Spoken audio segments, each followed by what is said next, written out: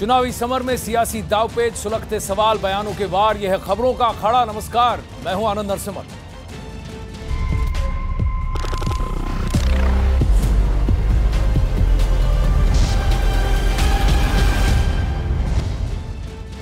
अखाड़ा में आज आपके साथ शेयर करने के लिए बहुत कुछ है। सबसे पहले रुख करते हैं उत्तर प्रदेश की ओर, जहां अयोध्या में मुख्यमंत्री योगी आदित्यनाथ, जिन पर अभी बैन लगा हुआ है कि वो कहीं पर प्रचार नहीं कर सकते, वो अब कहीं खाना खाते हुए दिख रहे हैं। ये तस्वीरें आ रही हैं अयोध्या में भोजन करते हुए महंत आदित्यनाथ, मुख्यमंत्री आदित्यनाथ।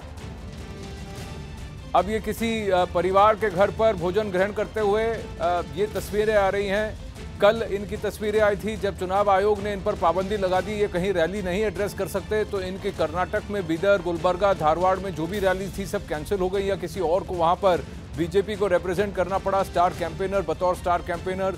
तो आदित्यनाथ जो है उत्तर प्रदेश के मुख्यमंत्री, वो उत्तर प्रदेश में ही रहे।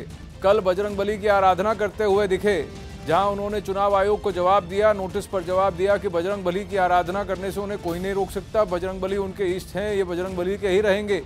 आज अयोध्या में आदित्यनाथ दिख रहे हैं एक परिवार के घर भोजन ग्रहण करते हुए, जमीन पर बैठकर थाल पर जो खाना परोसा जा रहा है उसे अन्न को ग्रहण करते हुए आप देख रहे हैं आदित्यनाथ। तो कैमरा में सब कैद है कि आदित्यनाथ क्या कर रहे हैं, लेकिन मीडिया से वो बात नहीं कर रहे, कोई चुनावी प्रचार नहीं कर रहे, क्योंकि इस पर उनकी पाबंदी लगाई गई है। अब सवाल ये है कि बजरंगबली की आराधना पब्लिक व्यू में करना और टेलीवाइज्ड करना, और इस तरह से किसी के घर भोजन ग्रहण करना और इसे टेलीवाइज करना, कैमरास को आमंत्रित करना और इसको सोशल मीडिया में प्रमोट करना, क्या ये सब चुनावी प्रचार कहा जाएगा? क्या ये आचार संहिता और चुनाव आयोग के आदेश का उल्लंघन है? ये सारे सवाल भी उठाए जा रहे हैं, लेकिन आदित्यनाथ लगे हुए हैं, प्रचार कर रहे हैं, उत्तर प्रदेश में हर जगह जा रहे हैं। अब अयोध्या में प्रियंका गांधी वाड्रा भी गई थी, उन्होंने भी घर घर बात की थी, लोगों से बात की थी, वहाँ रोड शो किया था, हनुमानगढ़ी तक गई थी, लेकिन रामलला के दर्शन नहीं किए। लेकिन आदित्यनाथ ने ऐसा नहीं किया। आदित्यनाथ रामलला के भी दर्शन करते हैं, हनुमानगढ़ी भी जाते हैं। आज देखिए ये अयोध्या में है, किसी एक घर में पहुंचे। अब जैसे ही रिपोर्ट्स और ग्राउंड रिपोर्ट आएंगी और डिटेल्स आएंगी हम आपके साथ शेयर करेंगे, लेकिन अभी फिलहाल अखाड़ा में आगे बढ़ते हैं। शुरुआत करते हैं राजस्थान के मुख्यमंत्री अशोक गहलोत से, जिन्होंने एक विवादास्पद बयान दिया। उन्होंने प्रधानमंत्री मोदी पर हमला बोलते हुए कहा कि उन्होंने लालकृष्ण आडवाणी की जगह रामनाथ कोविंद को वोट बैंक के लिए राष्ट्रपति उम्मीदवार चुना। रामनाथ कोविंद दलित लीडर हैं और कोरी कास्ट से हैं, जिसका कि कम से कम यानी जो ग्रुप है करीब 8 से 10% या 12% वहाँ पर वोट है गुजरात इलेक्शन में। और गुजरात चुनाव से ठीक पहले उन्होंने ये मूव किया, ये मूव था।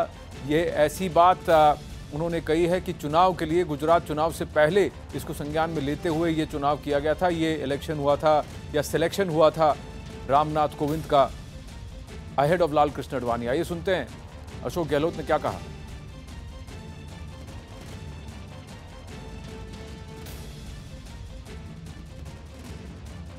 रामनाथ कोविंद